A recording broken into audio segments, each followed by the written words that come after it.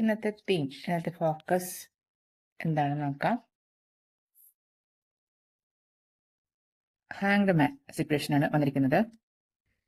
Hanged man നമുക്ക് ലഭിച്ചു കഴിഞ്ഞാൽ അതൊരു പ്രപഞ്ചത്തിന്റെ ഒരു നിർദ്ദേശമാണ്. ചില കാര്യങ്ങൾ നമ്മുടെ ജീവിതത്തിൽ ഇനി നമുക്ക് വെച്ചുകൊണ്ടിരിക്കാൻ പാടില്ലാത്തതുണ്ട്. ചില വ്യക്തികളോടുള്ള അറ്റാച്ച്മെന്റ് ആയിരിക്കാം, അല്ലെങ്കിൽ ചില സ്വഭാവ സവിശേഷതകളായിരിക്കാം, അല്ലെങ്കിൽ ചിലർക്ക് ഇതൊരു അഡിക്ഷൻ ആയിരിക്കാം. എന്തെങ്കിലും തരത്തിലുള്ള അഡിക്ഷൻ അല്ലെങ്കിൽ ബോണ്ടേജ്, എന്തിനോടെങ്കിലും ഉള്ളൊരു അമിതമായ ആസക്തി എന്ന് പറയില്ലേ, നിങ്ങളുടെ ജീവിതത്തിൽ നിങ്ങളുടെ മുന്നോട്ടുള്ള പുരോഗതിക്ക് തടസ്സമായി നിൽക്കുന്ന കാര്യങ്ങൾ എന്നാണ് പൊതുവായി പറയുന്നത്.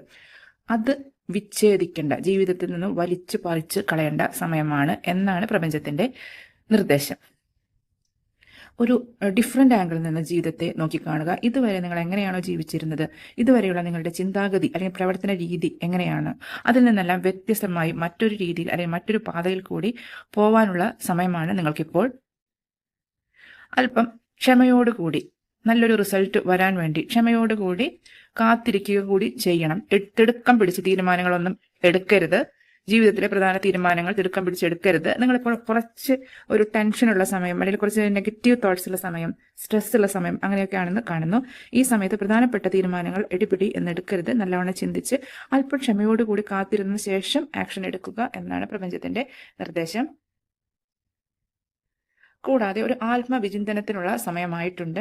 നിങ്ങളുടെ ചിന്തകൾ എന്താണ്, വികാരങ്ങൾ എന്താണ്, പ്രവൃത്തികൾ എന്താണ്, ഇതെല്ലാം ഏത് ഡയറക്ഷനിലാണ് പോയിക്കൊണ്ടിരുന്നത് ഇതുവരെ എന്ന് ഒന്ന് ചിന്തിച്ചു നോക്കുക. അതിലെന്തെങ്കിലും മാറ്റം വരുത്തേണ്ടതുണ്ടോ?